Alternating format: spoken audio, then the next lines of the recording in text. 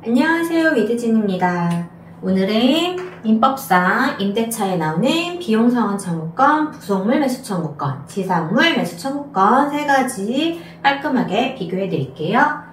먼저 비용상환 청구권.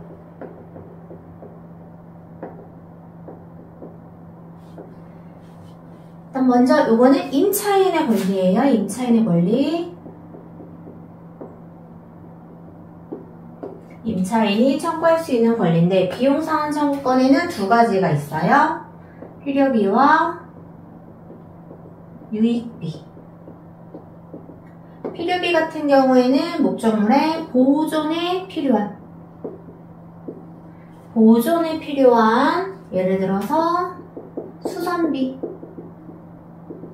그쵸. 목적물에 뭐가 고장이 나서 임대인분한테 연락을 드리면 어떻게 먼저 수리하시고 그 비용 청구해 달라고 해서 수선비 같은 경우에는 언제? 즉시 청구를 할 수가 있고, 유익비 같은 경우에는 어떻게 목적물의 객관적 가치가 증가했을 때 청구할 수 있는 권리이기 때문에 언제 종료 시에 청구를 할 수가 있어요. 그래서 객관적 가치 증대이기 때문에 간이 음식점에서 임차인분이 본인의 영업에 필요한 간판 설치 같은 경우에는 유익비 청구가 안 된다는 판례가 있어요. 그리고 임대인이 청구할 경우 법원은 상당한 상환 기간을 허용할 수 있다라는 조문이 있어요. 이거는 뭐냐면은 유익비에 대해서 종료를 했을 때 임대인이 어떻게 요 객관적 가치 상승분에 대해서 상환할 수 있는 기간을 법원이 허용할 수 있는 건데, 어떤 기간, 얼만큼의 기간, 상당한 상환 기간. 그래서 요거를 만약에 시험 문제에 나오게 되면은 이제 틀린 문장을 만들다가 보면은 여기다가 상당한 상환 기간이 아니고 6개월의 상환 기간을 정할 수 있다, 허용할 수 있다, 이런 식으로 나와서 틀린 지문으로 만들게 되는 경우가 있어요. 그래서 기간 같은 경우에는 비교해야 될 게 이제 행사기간. 행사기간은 언제 종료를 했지만 목적물 시로부터 6월 이내 행사할 수 있다라는 거.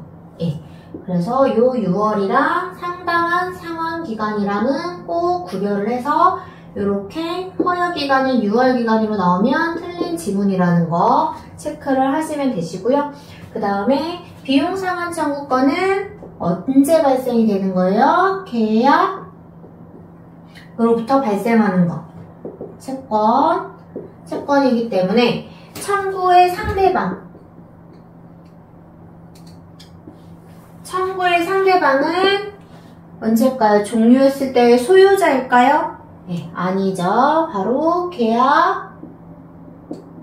계약의 상대방. 계약관계, 채권관계이기 때문에 계약의 상대방에게 청구해야 된다는 거. 그리고 비용상환 청구권 같은 경우에는 무슨 규정? 임의규정이라는 거는 당사자 사이에서 비용상환 청구권을 배제하거나 아예 배제, 특약이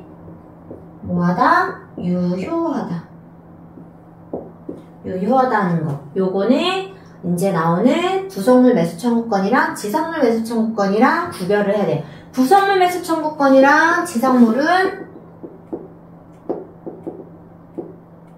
둘 다 강행 규정이에요.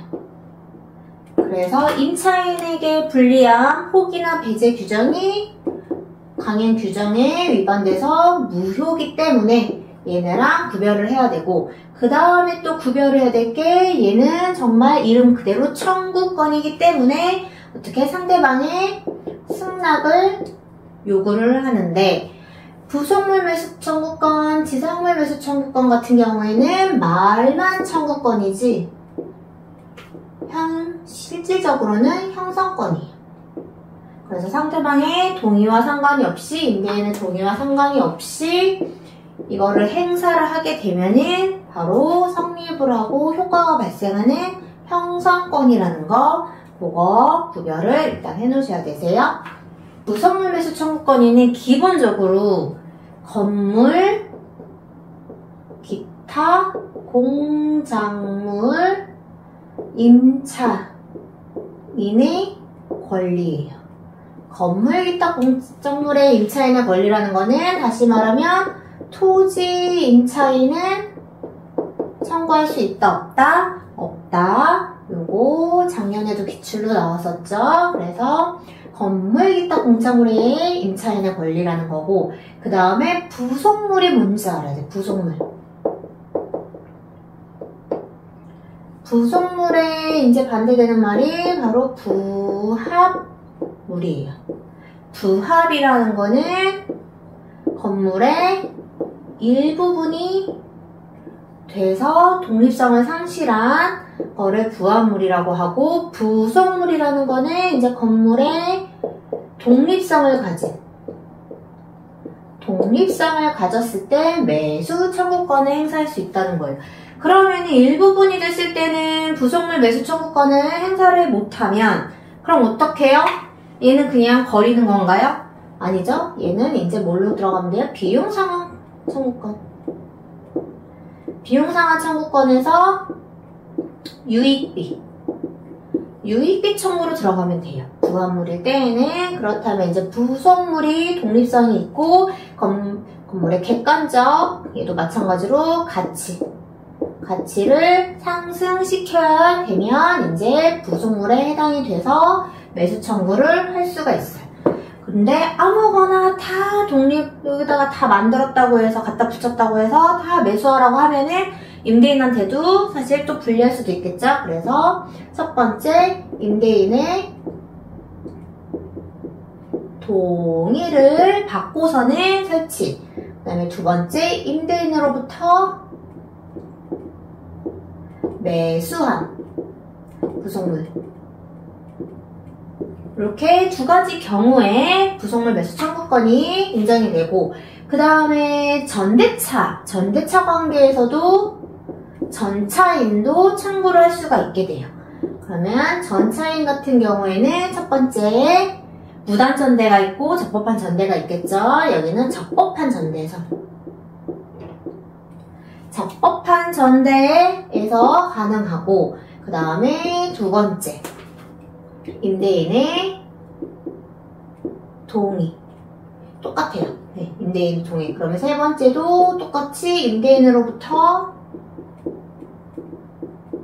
매수. 그 다음에 하나가 더 추가가 돼요.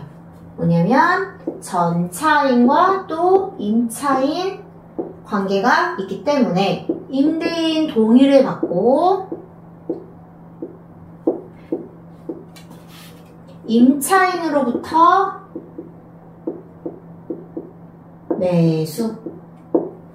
그래서 여기 그냥 보통 임차인보다 하나가 더 생기죠. 임대인 동의를 받아서 임차인으로부터 매수를 받은. 그러면 틀린 지문으로 뭐가 나오겠어요? 임차인의 동의받고 설치한 부속물 해서 틀린 지문으로 나오겠죠. 동의는 임대인의 동의를 받아야 된다는 거. 요거 꼭 체크를 하셔야 되시고, 그 다음에 부속물 매수 청구권이 안 되는 경우가 세 가지가 있어요. 첫 번째, 아까 적법한 전대에서 전차인이 청구할 수 있다고 했기 때문에, 그러면 뭐 안 되겠어요? 무단 전대 안 되겠죠. 임대인의 동의가 없는 무단 전대에서는 안 되고, 그 다음에 일시 사용 임대차 서 안 되겠죠. 그 다음에 세 번째는 뭐냐면은 임차인의 계약 불이행. 계약 불이행으로 계약이 해제돼서 종료되는 경우, 부속물 매수 청구권도 객관적 가치를 요구하기 때문에 얘도 언제 종료 시에 청구를 할 수 있는데, 종료가 그냥 종료가 아니고 임차인의 계약 불이행으로 인한 계약 해제로 종료됐을 때는 부속물 매수 청구권 인정을 안 해줘요. 요거 같은 경우에는 비용상환 청구권이랑 차이점이, 비용상환 청구권은 이렇게 해서 계약을 해제를 당해도 비용상환 청구권은 행사를 할 수가 있는데, 부속물 매수 청구권 같은 경우에는 요 경우에 안 된다는 거, 요거 비교해서 체크해 놓으시면 되세요. 그 다음에 마지막으로 지상물 매수 청구권은 이제 지상권이랑 임대차에서 인정이 되는데, 임대차 같은 경우에도 토지 임대차, 이제 토지를 임대차, 토지 임차인이 어떻게 건물을 위에다가 이제 짓죠. 그렇게 해서 토지 임대차를 계속 유지를 하다가 이제 만기가 돼서 어떻게 갱신 청구를 하게 돼요. 갱신 청구를 하게 됐을 때 갱신을 청구해서 인정이 승낙이 이루어지면 이제 계약 기간이 유지가 되겠지만, 갱신 청구가 거절이 됐을 때, 거절이 되게 되면 이제 어떻게 해야 돼요? 원상회복 의무가 있잖아요. 응? 임차인에게는. 그렇게 되면 이 건물을 어떻게 때려 부셔야 되잖아요. 그쵸? 그래서 이거를 사회 경제적으로 멀쩡한 건물을 때려 부시는 손실이 크다는 판단 하에 임대인에게 이거를 사과라 라고, 갱신을 거절했던 임대인에게 사과라고 할 수 있는 권리가 바로 지상물 매수 청구권이에요. 그렇다면은 사회 경제적 손실이 큰 이유 때문에 얘를 인정해 주는 건데, 예를 들어서 토지 임차인이 비닐하우스를 설치를 했어요. 그러면 비닐하우스에도 지상물 매수 청구권이 무조건 인정이 될까요? 네. 안 된다는 판례가 있어요. 왜냐면 얘는 걷어내기만 하면 돼서 철거가 매우 용이하고 경제적 손실이 크게 발생하지 않는다는 내용으로 지상물 매수 청구권이 인정이 안 된 판례도 있어요. 그래서 이 지상물 매수 청구권이 왜 인정이 되는지에 대해서 생각해 볼 필요가 있는 거예요. 그리고 비용상환 청구권의 유익비와 그 다음에 부속물 매수 청구권하고 차이점, 가장 큰 차이점이 얘는 객관적 가치에 대해서 묻지 않아요. 그냥 어떻게 현존하기만 하면 지상물 매수 청구권을 인정을 해줘요. 그 말은 미등기여도 상관이 없고, 임대인의 동의 불문, 동의를 받았던 안 받았던 상관이 없어요. 미등기 무허가도 상관이 없어요. 다 청구가 가능한다는 거. 왜? 객관적 가치를 크게 보지 않기 때문에. 그리고 이제 중요한 판례가 임대인 소유의 토지가, 여기가 원래 임대인 소유 토지고 이만큼은 제3자 토지. 근데 여기를 걸쳐서 건물을 지은 거예요. 이 경우에는 이 전체를 다 임대인한테 매수 청구를 하게 되면은 어떻게 또 제3자와 분쟁이 생기겠죠. 그래서 이런 경우에는 구분 소유가 가능한 한에서 매수 청구가 가능하다라는 판례가 있어요. 이제 지상물 매수 청구권에 청구권자가 있고 상대방이 있겠죠. 청구권자는 누구? 건물의 소유자. 행사할 당시에 건물의 소유자가 행사할 수 있는 거라서 토지 임차인이 건물을 지어놓고 제3자 병한테 팔아버려. 그러면은 이 임차인 을 같은 경우에는 이 건물 매매 계약의 양도자가 되죠. 양도인이 되는데 이 양도인은 이미 소유권을 상실했기 때문에 어떻게 이 을은 청구권자가 아니에요. 소유자가 청구할 수 있는 거고, 이제 상대방 같은 경우에도 행사할 임대차 계약의 종료 당시 토지 소유자, 종료 당시에 토지 소유자가 상대방이라는 거. 이미 소유권을 상실한 토지를 팔아버려가지고 토지의 소유자 갑이 정에게 토지를 팔아버렸을 경우에 소유권을 상실한 갑은 상대방이 될 수 없고 종료 당시에 토지 소유자인 정에게 청구할 수 있다는 거. 그렇게 해서 청구 당시 매수청구권 행사, 사실 청구라고 하면 안 되고 일단 형성권, 얘도 형성권이기 때문에 행사 당시의 시가로 매매계약이 성립했다고 보면 돼요. 그러면은 어떻게 얘도 동시이행이 되겠죠. 건물의 매수청구권을 행사해서 매매 대금과 인도와 동시이행이 되는데, 이거를 만약에 매매 대금을 지급을 안 하고 지체를 하게 되면은 어쨌거나 토지 임차인은 건물을 계속 사용 수익하게 되죠. 사용 수익을 하게 되지만 사용 수익에 대한 이익은 사실 계약 관계가 일단은 종료가 됐기 때문에 부당이득이 돼서 상대방의 이행 지체로 동시이행이 이루어지지 않고 있지만 그래도 사용 수익에 대한 부당이득은 반환해야 된다는 판례도 있기 때문에 요거는 부당이득은 별도로 기억을 하시면 되세요. 일단은 청구 자체가 첫 번째 계약기간 갱신 거절을 당했을 때, 그러니까 거절을 당해야지 매수청구권을 행사할 수가 있잖아요. 네.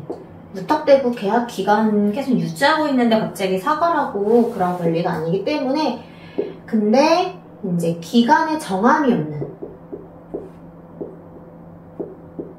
없는 해지 통고가 발생이 됐다라는 거는 어떻게 계약 기간이 바로 갱신하고 말고가 없이 종료가 되는 거라서 이 경우에는 갱신 거절과 상관이 없이 바로 매수 청구권 행사할 수 있다라는 거. 그리고 부속물 매수 청구권이랑 마찬가지로 임차인의 채무불이행,